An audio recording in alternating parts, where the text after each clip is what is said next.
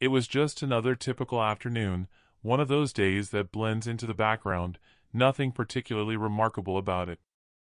The sun had begun its slow descent, casting a soft amber hue across the streets of downtown Chicago. I had a brief window between meetings and figured I'd grab a coffee at Brewed Awakenings, the cafe I'd been frequenting for years. Inside, the hiss of the espresso machine, the soft murmur of conversation, and mellow indie tunes filled the air. It was oddly soothing. I needed a breather. Work had left me feeling drained, and I hoped that a peaceful moment with a latte might help me reset. I stepped through the entrance, the door chime giving off a gentle ring that felt familiar.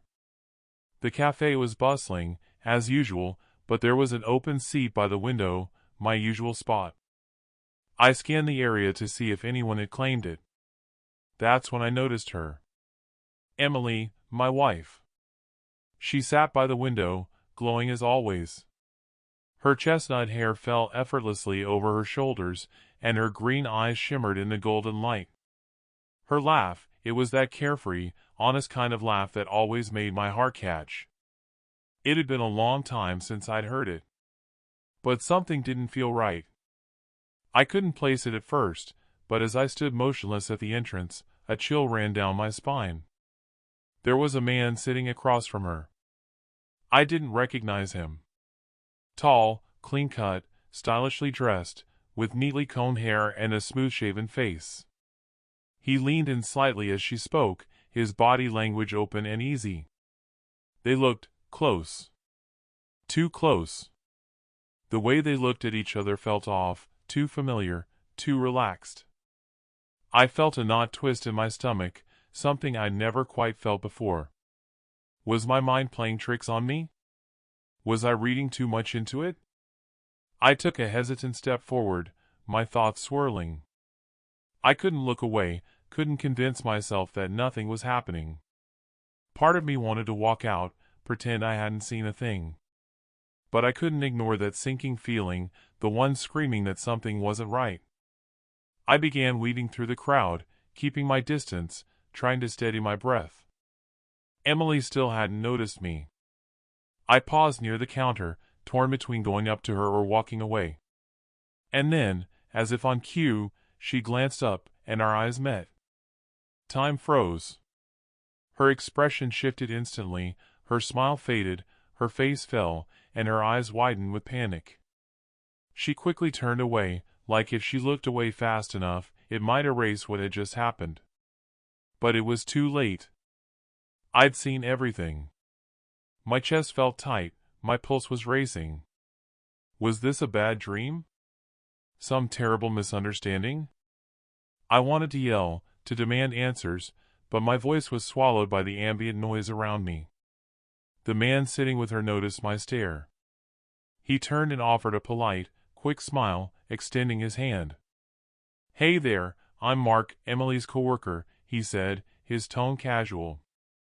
Too casual. His smile didn't reach his eyes. Something about it rang false. Mark. That name would echo in my mind for the rest of my life. I forced myself to respond, reached out and shook his hand. "Ion," I said, trying to sound composed. My voice trembled. My hand was clammy. "Nice to meet you." Emily now stood up awkwardly, her face pale, guilt written all over it. She opened her mouth, searching for words, but none came. The silence between us was suffocating. Then she finally spoke. "Ion.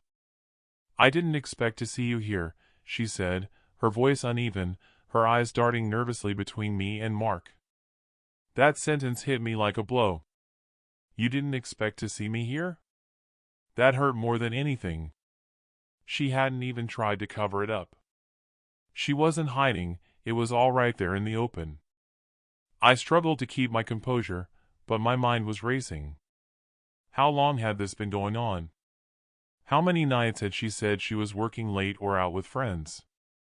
How many times had I believed her?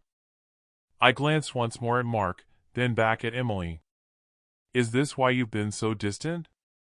I asked, barely managing a whisper.